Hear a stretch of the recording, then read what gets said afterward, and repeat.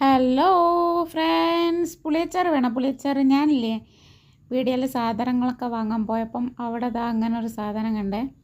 പണ്ടൊക്കെ നമ്മൾ വാങ്ങി തന്നണ പുളിയച്ചാറില്ലേ, അതിൻ്റെ വലിയ വേർഷന്.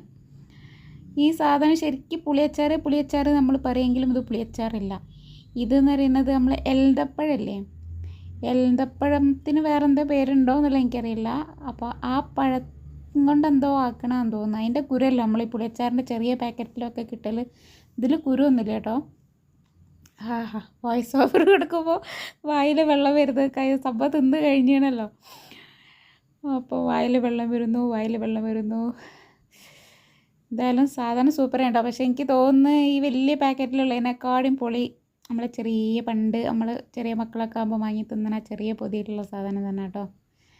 ഇപ്പോഴും അങ്ങനത്തെ ഒക്കെ കിട്ടാനുണ്ട് ചില സ്ഥലത്തൊക്കെ. പക്ഷെ നമ്മൾ വാങ്ങണമെന്ന് വിചാരിച്ച്